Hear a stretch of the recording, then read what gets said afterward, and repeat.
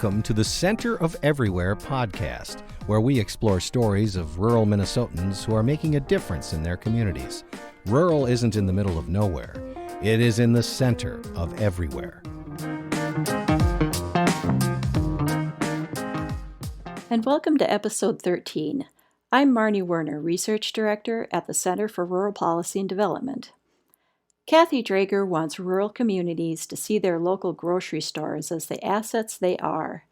Kathy is the statewide director of the University of Minnesota Extension's Regional Sustainable Development Partnerships, 5 regional organizations devoted to helping rural communities grow and thrive.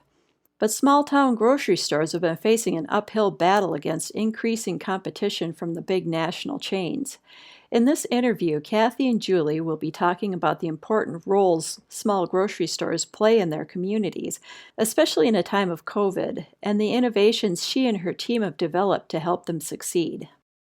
Hello and welcome to the Center of Everywhere podcast. My name is Julie Tesh, and I am the president and CEO of the Center for Rural Policy and Development.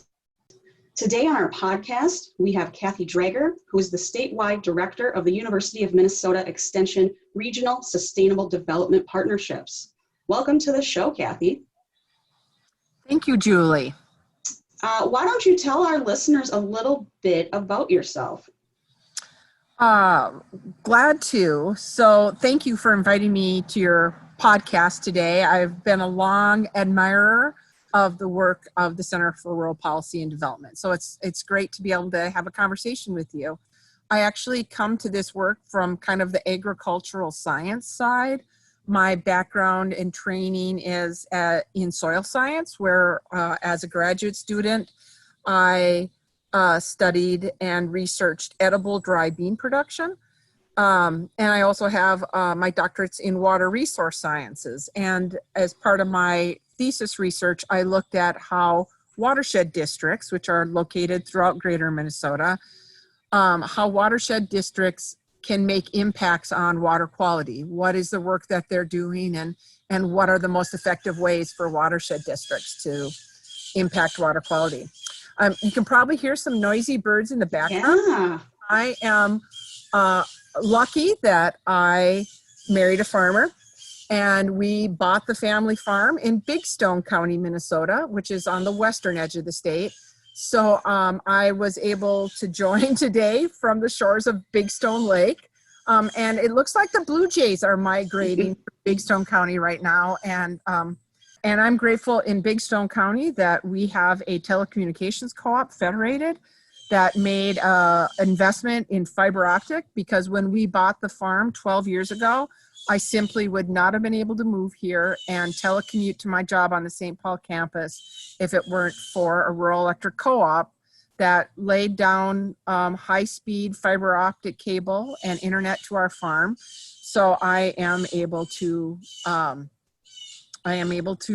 example, join this and participate fully in my work remotely. And especially during these times of COVID, it's especially fortuitous that we have good rural telecommunication co-ops that made that investment.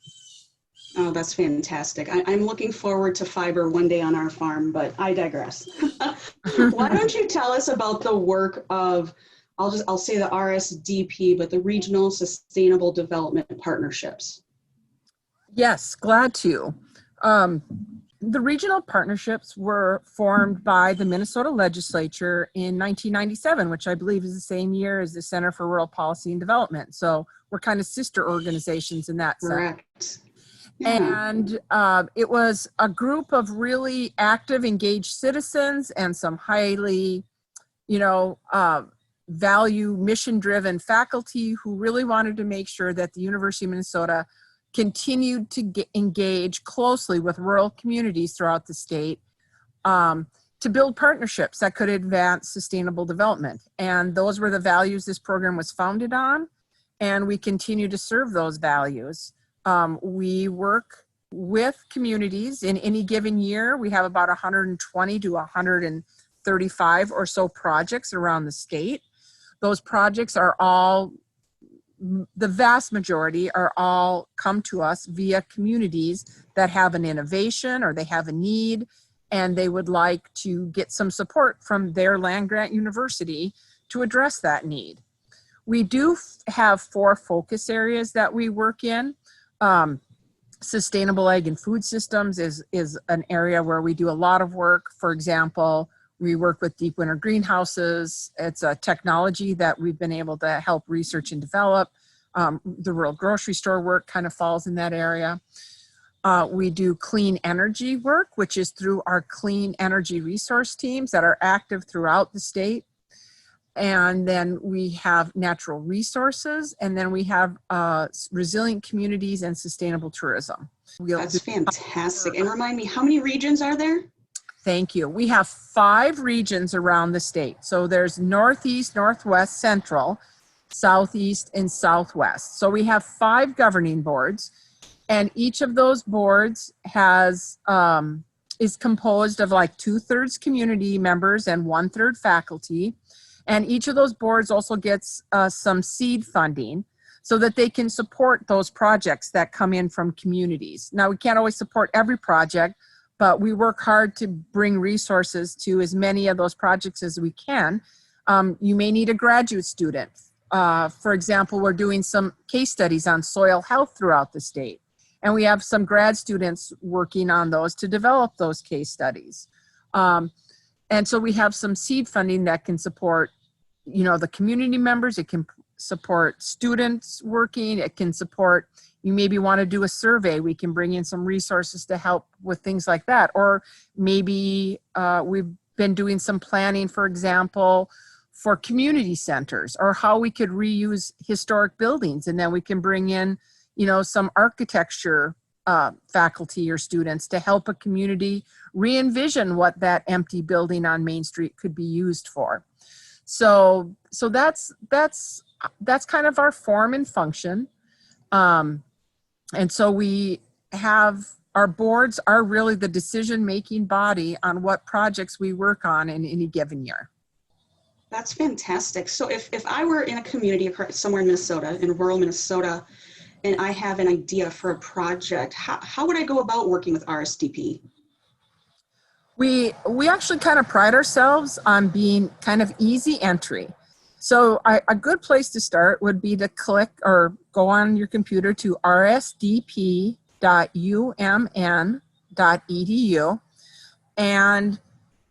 and figure out which region you're in. It's probably pretty straightforward for most people, but you could just click on a region and you'll see which counties we cover. And then you could either reach out to the executive director. We have an executive director in each of our 5 regions of the state. They live and work and are embedded in the community, and they are accessible. And then if you actually have an idea, let's say, I'll just use that example of that historic building on Main Street that really needs to have some more community visioning and a little bit of, maybe some architectural eyes put on it to see what could be done with it. Then every year we do an open call for ideas, and generally that's from January 1st to February 14th. And it's a pretty simple procedure. Just give us some information, a few sentences about the idea, the innovation, or the issue you have. And then one of our executive directors will get back to you. And then our boards, and we actually have work groups in each part of the state, they will review those ideas, and then they call in a portion of those for more information, what we call a proposal. And then those proposals are voted on by the board, and then we're rocking and rolling, and you're part of our portfolio of work for the year, and then we're able to help that community. So one way to access the RSDPs is via the idea form. If you want to see some of our past work or what resources we have, again, go to that website, rsdp.umn.edu. For example, you might be interested in if you could build a deep winter greenhouse on your farm or at your grocery store or at your school or at your food shelf. And we actually have the blueprints and the construction materials list. Those are all available, and you could download those for free and have access to some of those resources as well. And then I would say a kind of a third and a fourth way that you could engage with the RSDPs is that we invite people to serve on our boards.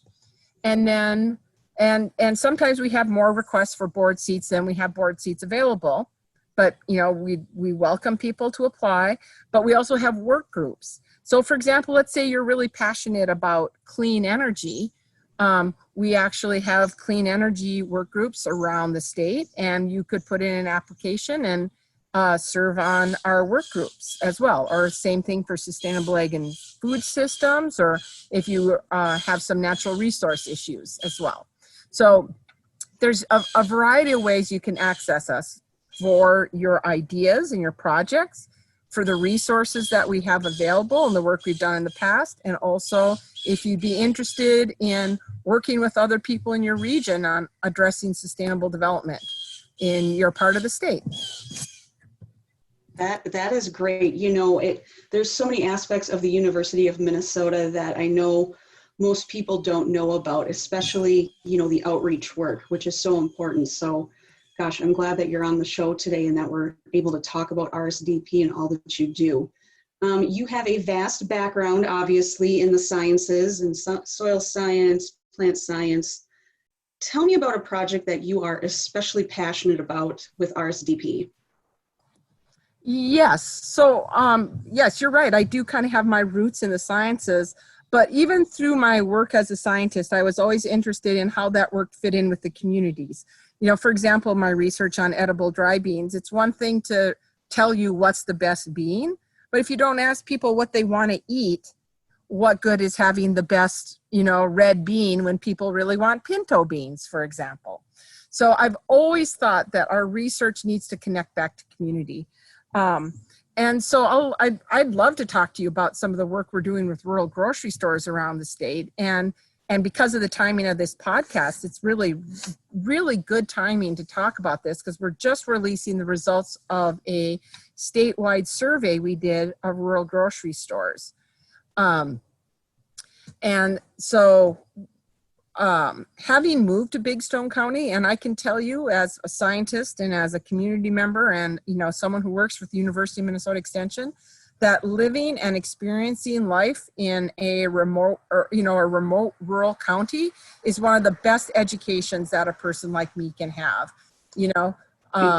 My husband and our 3 kids moved from St. Paul to outside of Clinton, Minnesota is the closest town, population 450. Love Clinton, Minnesota. And the difference between grocery shopping in St. Paul and grocery shopping in Clinton, Minnesota was really eye-opening.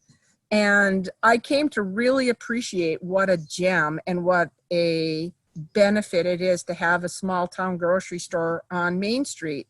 And from there, I got really curious about how the supply chains work. How are we keeping food on the shelves of these rural grocery stores? You know, what is the process? What does it work?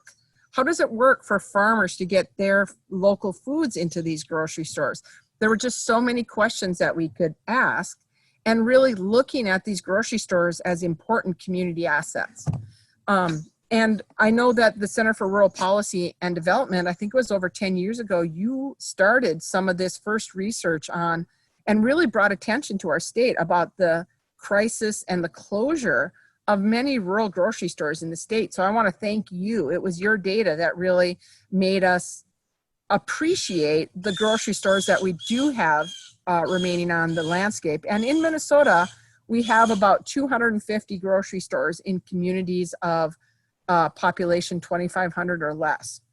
And while we have seen many grocery stores close, where we need to appreciate and support the grocers that we have remaining on the landscape.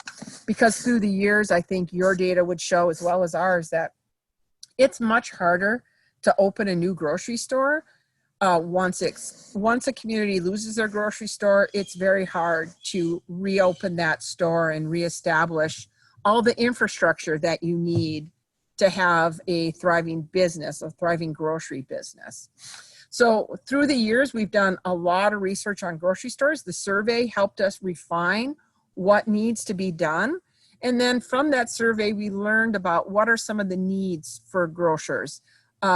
There was some issues about produce handling. Loss of produce was an issue, and these small town stores, it's not like in St. Paul where you actually have a produce manager. You know, many times it's the owner of the store who's serving many roles at their grocery store. So we were able to come up with a produce handling guide, and then we went around the state and we held kind of education sessions for grocers to learn how they can handle and best display and have the longest shelf life of the produce in their stores. We also heard that grocers were having issues with the transition of their stores from one generation to the next, or the sale of that store. So we were able to work with some colleagues in Extension as well on, you know, what might be some supportive business transition materials for these stores. So we've been able to learn about the stores and then also work with these grocery stores on things that would be of value to them. I can just give you one other example. I know a lot of people are interested in local foods, and it's, you know, we're getting into late fall in Minnesota where we've had an abundance of, you know, apples and squash and, you know, pumpkins. And we found that many of the grocers, over 40% of the grocers, were interested in having more local foods in their grocery store. And so, but they were really concerned about the regulatory issues. So over the past few months, we've helped develop a farm to rural grocery toolkit. And we are in the process of getting that out to all the grocers and any interested farmers as well on what do we need to do to have food from your farm be able to be sold in that grocery store. You know, that could be meat, although there's, you know, we lay out all the regulatory needs for shell eggs and meat and vegetables, fruits, grains, you know, things like popcorn or edible beans or barley. So we built this farm to rural grocery toolkit, and we are deploying that across the state to help kind of support the food system. Now, where can people find those resources? So thank you, Julie. If you go to rsdp.umn.edu, we actually have a section right on that front page on rural grocery stores. And if you click on that, you can just go down to resources, and it's the top one. It's the Farm to Rural Grocery Toolkit. It's an easy to read, easy to follow toolkit. And we welcome anyone who is interested in sharing that, download it, and share it as far and wide as you would like. Great. You know, it's interesting you talked about when a grocery store leaves a community, it's difficult for them to come back in. And I know that we're talking about communities of 2,500 or less, but I think of our county seat of Waseca. They lost their grocery store, and I don't know all the reasons, but it was a Hy-Vee, and it's a town of 10,000, so it's considerably bigger. But they left, and then another grocery chain, Cashwise, came in, and they didn't even make it a year. And so it's hard to get that community spirit in there. And so a town of 10,000 of Waseca has Walmart. Yeah. That's all we have. And it has everything people need, but you're missing something in the community when there's not a community-based grocery store there. So it is really difficult. Yes. And I think that actually the data that came out of the Center for Rural Policy and Development showed that Southeast Minnesota is actually one of the regions that has lost the most grocery stores. And it's because you have so many regional centers that compete with those grocery stores. Whereas in all honesty, in Western Minnesota, where, you know, there's, you know, for the people who live in Clinton, it's a long ways to a regional center. And so that actually, surprisingly, being remote is more protective of keeping those small town grocery stores in business than being someplace as well populated as southeastern Minnesota is, for example. Yeah, that's just, it is crazy because I know my staff and I, we've been discussing shopping patterns and how they've changed over the years. What, you know, anywhere on Main Street, the hardware store, clothing stores, we're getting more things online, but, in remote rural areas, or even in a rural area like mine, I'm not necessarily very remote, but, you still need to get your fresh produce and eggs and milk and whatnot. And so it's interesting just watching the shopping patterns of rural Minnesota change and ebb, and maybe not even change in some of the remote areas. Yeah. And the competition is changing. Our rural grocery survey shows a huge amount of increase in remote and rural areas from, for example, dollar stores. And that is a phenomenon that's been sweeping our state really the last 5 years, that we've just seen a real proliferation of dollar stores. I'm guessing that many of your listeners hold these same values, but I encourage, whenever I'm asked to talk about rural grocery stores, I encourage the audience to really think about voting with your food dollars and voting for these main street businesses like your local grocery store, because they are important assets for a community. Yes, it's very important for food access, but it's also, it also brings people to town for, people might use the restaurant or fill up with gas or do some other business in their community. But when that grocery store is gone, there's a lot fewer reasons for people to venture into these towns. So make sure, you use your local grocery stores. And I will also say that, and this doesn't show in our data because this just happened as a result of COVID-19, but when COVID-19 hit, the business at rural grocery stores skyrocketed. And we need to keep these diverse supply chains going, because where other communities were running out of beef and toilet paper and some of those items, we found that the supply chains were sufficiently different for these small town independent grocers that they still had some of those items on their shelves. And in fact, I can give you an example. There's a national shortage of canning lids right now because it's canning season. Yes, there is. And yet Main Street, and I'll say this now, I better make sure I'm stocked up, but Main Street Clinton, the grocery store in Clinton, Minnesota, actually had, at least a few days ago, still had canning lids available in that community. So what we're finding is that a resilient food system, it's important, and they need to, we need to invest as individuals, as families, as community members, make sure that your grocery dollars are staying in that community and not just stopping in for, toilet paper, bananas, and a gallon of milk if you ran out of those in between your Walmart run that you maybe do every other week. Really look at how you can work with your local grocer.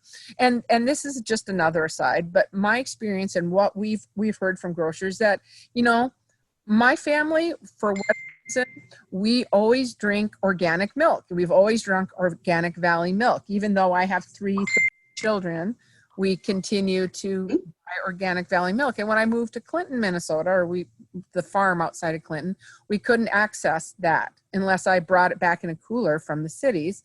And we just went and talked to the grocer, and the grocer carries organic milk for us, both whole milk and 1%, because our family's kind of half and half. And in fact, that milk costs less in Clinton than it does in Fargo. But the deal is, when we go on vacation, because I have 2 16-year-old boys who can drink a half gallon a day, so when we go on vacation, the grocer needs to know so that she can order a little bit less milk that week, because Jorgensen boys aren't going to be drinking it. But grocers are more than willing to do that type of work with their customers. So, you can get anything you want with your local grocer. You just need to talk to them. That's where that community really comes in. And so talking about the research that's coming out, where, Thanksgiving is coming up, and thinking about rural grocery stores and where should I shop, and just thinking about the future of rural, we're just getting done with a contentious election. And just, again, looking at business models, are rural grocery stores still a viable business model? Yes, I would say our survey findings showed that more than half, about 62% of our survey respondents felt that their business is thriving as a business. But I will also say that an overwhelming majority, now granted this was pre-COVID, but still an overwhelming majority of the grocers, 88%, did have concerns about their store's economic sustainability. Many of the stores, the majority of stores report that year over year, their annual revenue was about the same. But that about 38% of those grocers said that their revenue was lower than previous years. And I think, Julie, it gets back to what you were saying about the competition and the change of consumer grocery shopping. Like if you can drive to Aldi's or Walmart, or your spouse works in a urban or regional center and they can just pick up those 30 items you need after they're done with work. I think that those change in shopping patterns are reflected in what these grocers are saying, where about 38% of them are seeing lower revenue. Now, COVID, I think, has been a good shock to the system and made people aware that they were kind of grateful that they had a smaller Main Street business that provides the full shopping cart. You can get fresh fruits and vegetables and meat and dairy and, boxed and canned and frozen foods as well. Like knowing that is there in your community, I think a lot of people have recognized that this is an important part of making sure that you've got a resilient food system in case anything else should happen. There could always be different shocks to the supply chain system in any given time. And so I think people are really recognizing that these stores are assets. And again, so hopefully we will be able to, see more people, using that grocery store as the primary place to get food. Yeah, it's trying to find those silver linings from COVID. It's such an awful situation, but there are those silver linings. And like you said, having those local small town grocery stores available. I know people that they don't feel comfortable going into a larger grocery store, for health reasons and whatnot. And those grocery stores are, it's their saving grace. It's the only place that they'll go. And so it's really been interesting watching that trend. And I'll be curious, some research maybe we can partner on in the future on how, maybe a year from now, how grocery stores are doing. But I want to touch on more of the COVID. And, it's obviously negatively affected everyone across the country.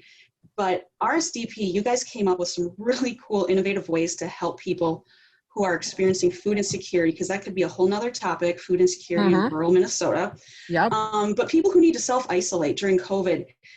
Tell me about the 14-day meal kit that your team developed. Yes. So this actually we did in partnership with rural grocery stores, which reviewed this and helped us test it really quickly, like immediately upon by the end of the first week of March, we had brought this together. We thought that there would be a need if people were not in the habit of keeping enough food on hand to isolate for 14 days, which many families don't anymore. You can buy meals to go or just pick up a few items at a time, a meal at a time, a couple days at a time. And if we thought that there was a family that was going to need to isolate themselves for 14 days, that this might be a hardship. Plus, I thought it might just be good to think about our community food supply in terms of just building up a little reserve, not necessarily hoarding, but a 14-day meal kit where if you needed to, or you knew someone, a neighbor or elderly person who needed to isolate, that this would be a ready to go, as nutritionally balanced meal as possible.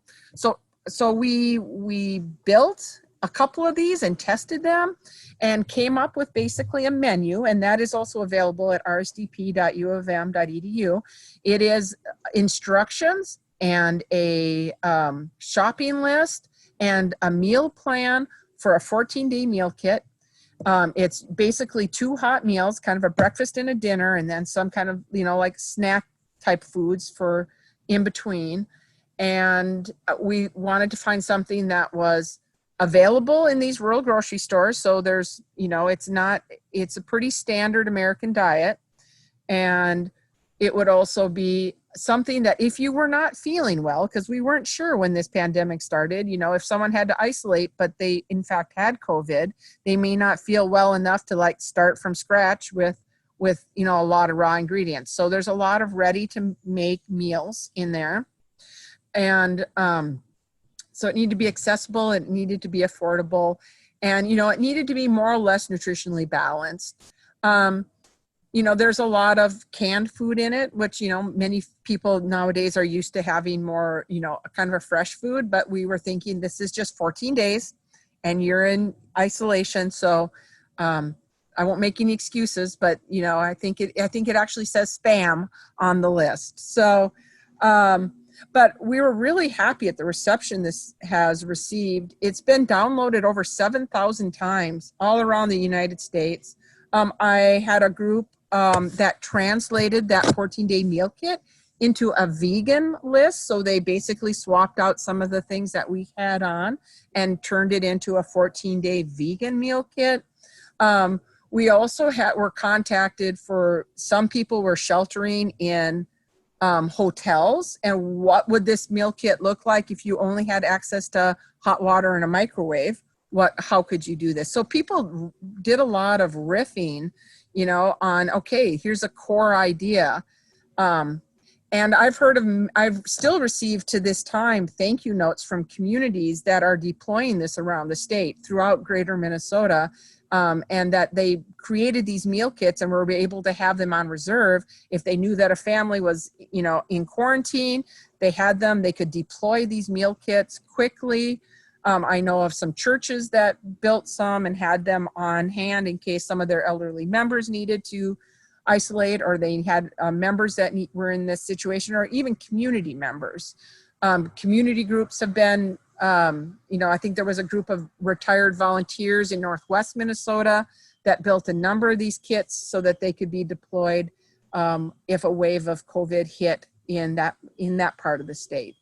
So that was one of our first strategies when COVID hit, just to say, okay, let's try to build in a little bit of reserve so that if there's a family in need, those could be deployed really quickly, so that if an elderly person didn't want to go to the grocery store, that would be one way to bring in 14 days of meals for that particular family.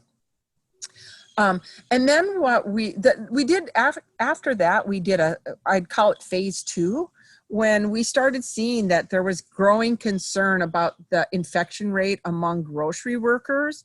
I think we heard, earlier in the pandemic that, grocery stores were one of the few places still open, and some of those grocery store workers were starting to get ill with COVID. So then we worked with grocers and developed a system for how they could have curbside and delivery service. And we just put forward a really simple method, basically a call in, get your name on a list, and then you kind of have a personal shopper in the store who can fill up your shopping cart, and then you could either pick that up or have it delivered. And people were volunteering to deliver groceries, and the curbside pickup really got to be more and more popular. But we actually published a fact sheet on how a small town grocery store that doesn't have an online platform, but still is important to that community, how they could do a curbside pickup and delivery program. And they could basically close their grocery store doors and keep their business going with that model. And then our phase 3 of our COVID was really partly this farm to rural grocery, so that we knew that we would have those direct supply chains. So, in Big Stone County, we actually have a couple wonderful apple orchards, and yet you could go to Clinton and buy apples from New Zealand. So what do we really need to do to make sure that local foods are getting into local grocery stores? And that really is a part of food resilience as well. And then another part of this work I'm super excited about is, and this is really phase 4, which we're just embarking on right now, is how we can use these rural grocery stores then to backhaul local foods into the supply chain. And I'll just, if I could quickly explain this, about twice a week, the wholesale truck I'll give Clinton, Minnesota as an example. The wholesale truck comes from Wadena, Minnesota to Clinton, and it backs up to the dock, which is basically a door, and it unloads milk and, cereal and fruits, vegetables, coffee, pepper, spices, diapers, toilet paper, you name it. Those all come off the wholesale truck. And this wholesale truck is a semi truck with 3 compartments. Has a compartment for your dry goods, has a compartment for your refrigerated goods, and it has a compartment for freezers, for frozen food. And then that truck will turn around after visiting a few stores and taking the food off, and it goes back empty to the wholesaler. So what if we were in need of a regional food system that needed to be put into place? What if when that truck backed up into Clinton and unloaded those pallets of food, that it could maybe load up excess pallets of apples that were above and beyond what that grocery store could sell, and loaded up that pallet of apples, and then it was backhauled into the wholesale warehouse where the truck is going anyway, and then it could be redistributed throughout the region. And we actually were able to test that, and we got regulatory approval for this process. It was approved by by the Department of Agriculture, and we were able to test it. And in fact, we were able to backhaul a crop. In this case, it was garlic, and that crop ended up in St. Paul. It from a remote rural place in Minnesota ended up in St. Paul and Fargo, and in small town grocers around the region.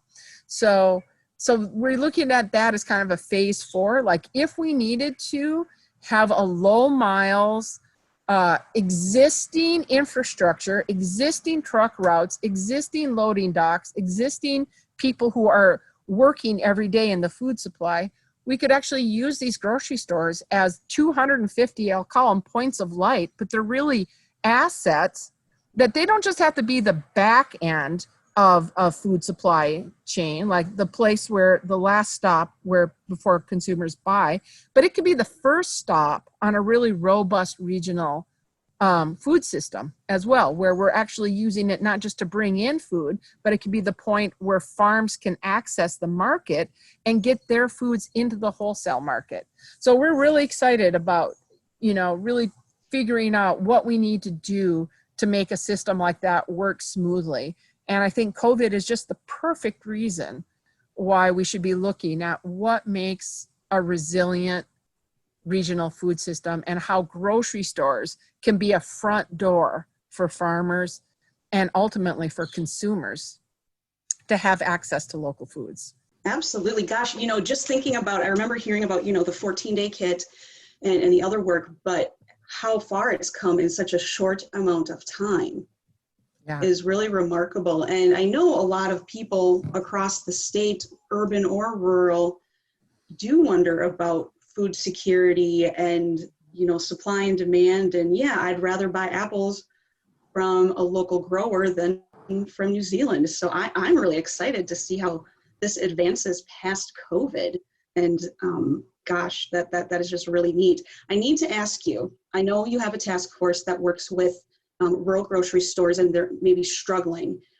Can you tell me a good success story of a rural grocery store that maybe was in some trouble and now they're doing much better or doing well?